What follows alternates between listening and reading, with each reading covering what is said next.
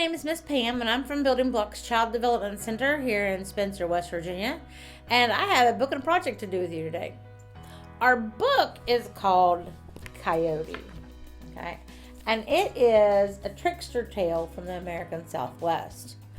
So we are going to look at this book, and we're going to kind of look at some of the artwork in this book, because we are going to make an art project when we're done, okay? So this is Coyote by Gerald McDermott, a trickster tale from the American Southwest.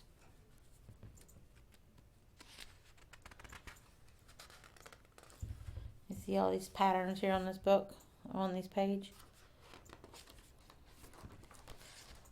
And this has a story to tell. Does that look like a story?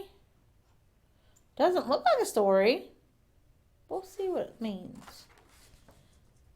Coyote, Blue Coyote, he was going along following his nose, and he had a nose for trouble. Coyote stuck his nose into Badger's hole, but got bitten. Coyote wanted to have a flaming red head like Woodpecker, but his fur caught fire. Coyote went looking for Snake, but only found trouble. Coyote was always in trouble. Coyote came to a place where the earth meets sky. He heard laughing and singing, and he went up to take a look. Coyote saw a flock of crows, and they were chanting, and they were dancing. Then the birds spread their wings, and they flew through the air and circled the canyon. "Oh, if only I could fly," said Coyote. "I would be the greatest coyote in all the world." Coyote called to the crows. "Let me join you," he said. "This foolish coyote wants to be like us," Old Man Crow said to his flock. "Let's have some fun with him." Old Man Crow turned one eye toward Coyote. "You may dance with us," he said. Thank you," said Coyote, "but I want to fly too." "Maybe you can," said Old Man Crow. Old Man Crow plucked a feather from his left wing. He told his flock to do the same, and they stuck the feathers in Coyote, and Coyote winced and his nose twitched. The crows chuckled. "You are ready to fly," said Old Man Crow. The birds began their slow, steady chant. They hopped from one foot to the other, and Coyote joined in the dance. Even though he got out of step and sang out of tune, he was very proud of himself. There's that stone again. I wonder what that stone means. The crows spread their wings and soared into the sky, and Coyote followed. His flight was jerky. He tilted to one side. Since his feathers were only from the left wing of each bird, he was off balance. He fell to the ground. "Wait," he cried out. "Don't leave me behind." The birds returned and gathered around Coyote. "We must balance him," said Old Man Crow. And Old Man Crow picked a feather from his right wing, and each of his flock did the same. Coyote cringed as he stuck the feathers in his fur, and the crows cackled.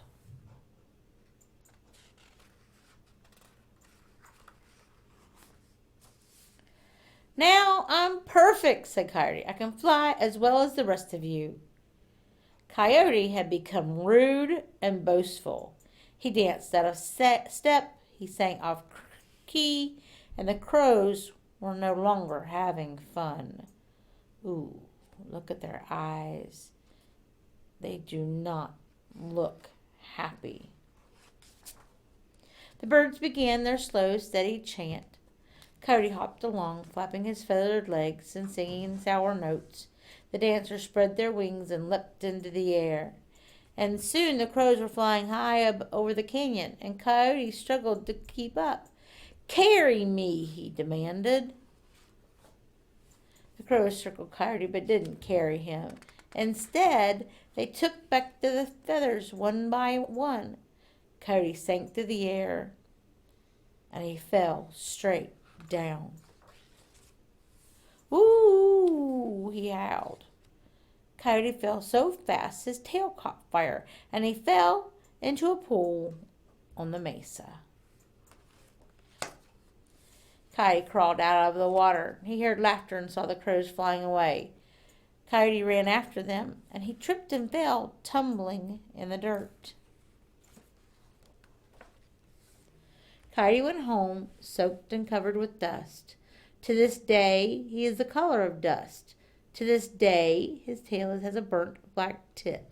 And to this day, Coyote still follows his nose. He has a nose for trouble, and he always finds it. So in the back of this book, there are 2 art projects to do. And we are going to do one of those art projects. So it says that we are going to need a strip of paper. And I've got one right here, and I've got some lines drawn on it. We're going to need a marker and some scissors, of course, to cut, a stapler, a pencil, and a ruler. Okay, scoot this stuff over here, and I've laid my ruler down like this, and I've made some marks on my paper with my pencil. And now it's time to cut them out. So as usual, we're going to work on our scissors for a little bit. Thumb goes in the little hole. Fingers go in the bottom hole. My fingers are too big for 3. 1, 2, 3. So I'm just going to put 2. But you have little fingers, so you need 1, 2. Let me see if I can squeeze it in there. 3 fingers. See, I can't cut like that. That would hurt. So 2 fingers for me. 3 fingers for you. Okay? So we're going to line this part of our scissors up on our line. This part is not sharp, so you can touch that part. Don't touch that part, but you can touch the top part of your scissors to get exactly where your line needs to be. So we're going to line it up on our line, and we're going to open and close, and we're going to cut out our strips of paper. And I think I may need to cut 3. 1,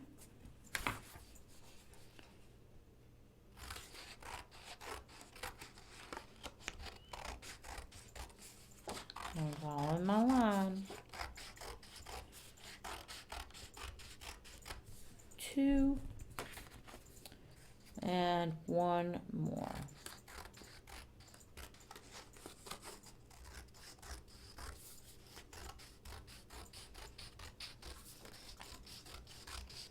Okay, now I have 3 strips of paper. And this one, and we don't need this one. So what I'm going to do now is I'm going to take my strips of paper and I'm going to overlap them just a little bit like this. And I'm going to staple them. Now, this sounds silly, but there's a reason. I'm going to turn my stapler upside down. Okay? And you'll understand why in just a little bit. So we're going to put some staples in there. And my stapler is stuck. My stapler is old and it is cranky some days. There we go. So we got 2 staples in there. And the reason we put them back this way is because this is going to be a headband. And this side is going to be touching our head. If we had this side touching our head, it might hurt and it might pull your hair. Okay? So before we get to that point, we are going to write a story on our headband. Now, we're not going to use any words. We're going to use pictures. If you remember in our book, we saw Old Man Crow that had the stone. I'll open my book back up and show you the stone. You see this stone right here? Well, this stone actually tells us a story. Okay? Believe it or not, it does. On this little piece of paper, I'm going to show you what the story actually tells you. It tells you that there were thunderclouds. Do you see an upside down triangle? Yep, right there. Do you see the mountains?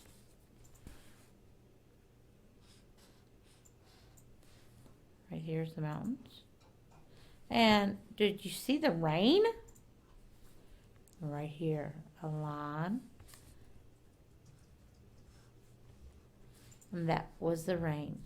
So over in the mountains, there were some thunderclouds and some rain. And then you just wrote a story, just like that. So we are going to write a story. And the words we're going to use, or the pictures that we're going to use for our story, I found them online. And these are from Native American Pueblo culture. And so some of their symbols are the upside down triangle is thunderclouds. This is the rain. Here's the sun. Here's the moon. A star. Some mountains. This right here, that's a horse. A woman. There's a fish. This one's an eagle. This is winter. Those are snowflakes falling out of the sky. We have a river. This is a campfire. And this is summer with long pieces of grass growing. So what are we going to write in our story? I think I will write a story about a time that I saw an eagle. So I lived in the mountains. That's the mountains. And we went to catch a fish in the river.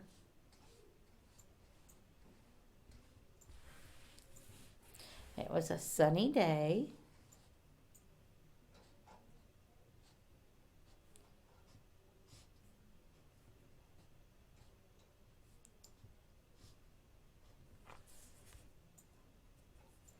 And it was in the summer.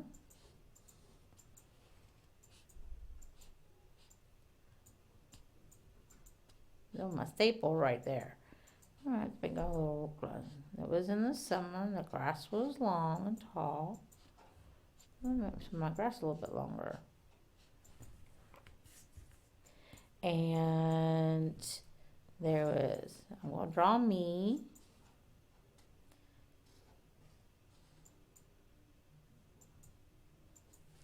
And my daughter.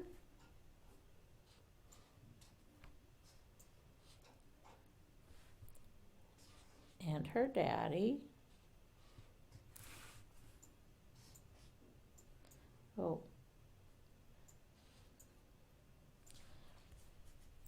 And we caught a great big fish. And as we were looking out over the water, we saw a beautiful bald eagle. And look there, that's my story. In the mountains, we caught went fishing near the river. It was a sunny day in the summer. And my family, me and my daughter and my husband, and we caught a big fish out of the river. And then we saw an eagle. And there's my story. So now that I've got my story made, what am I going to do with this story? Well, we're going to make a headband. We're going to take it like this, and we're going to wrap it around. And we might have to cover up a little bit of our mountains. I don't know what's going to fit my head. Let me see. Yeah, it'll fit just like that. So we're going to take it like that. And we're going to staple it together. As soon as I get the staples put done the right way. Remember, we're doing our staples this way so it doesn't pull our hair. And look there. There is my story band. The mountains, the fish, the river, the sun, the summer, my family, the big fish in the river, and a bald eagle. And there you go. And so now I have a headband story.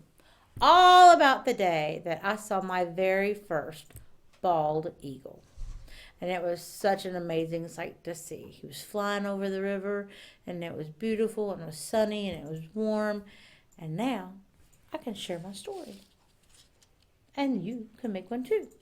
All you need to do is look up some symbols, and if you can't find the ones that you want, make up your own. Well, the mountains are kind of easy, up and down and make a mountain, and you can make a river, and you can make fish. What else could you put in your story? I have campfire, but we didn't have a campfire that day. We weren't camping. We were just going there to go fishing. What else could you put in your story? What about, could you make a book? Well, of course we can make a book. We're going to turn our paper over.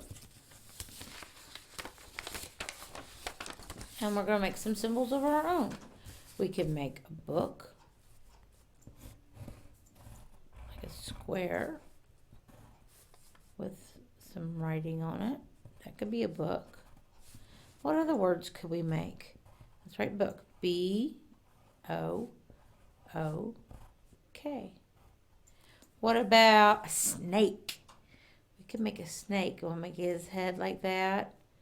And then we'll just draw. My pencil's not working very well. Let me get my marker. And we'll make our snake. We can make our snake and give him a tongue. And we can make a snake. S-N-A-K-E.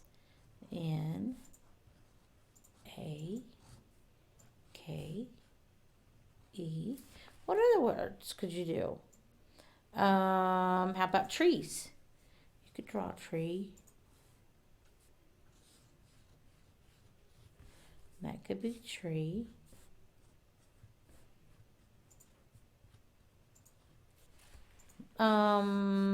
Another nature word. What could we draw? Fish. I know. Well, this one was horse in the Pueblo words. How about if we live in West Virginia, and we have lots of deer. So what if we go like this? And that's our deer. D-E-E-R.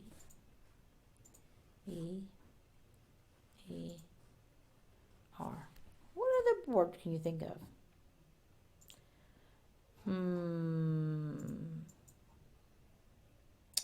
Well, I think that's about all we need. So you can write your own story. You can make up your own symbols. Some of the symbols that I have on my paper, you can actually look up online, and you can look up where they have found these drawings in certain places in the southwest of the United States, and actually all over the world. And they have special scientists that come in and read these things. They're called hieroglyphics. And the scientists, they can look at this paper, and they have this paper that's like books of all these different symbols. And maybe, just maybe, one day, someone will find your drawing and go, hey, what is this? Look at this. This is amazing. It tells us a story right here on a piece of paper. Well, that's it for me today. I hope you had fun, and I hope you liked my story. I think I wore my story today, and everybody will know all about my trip, the first time that I got to see a bald eagle. And I'll see you next time. Bye.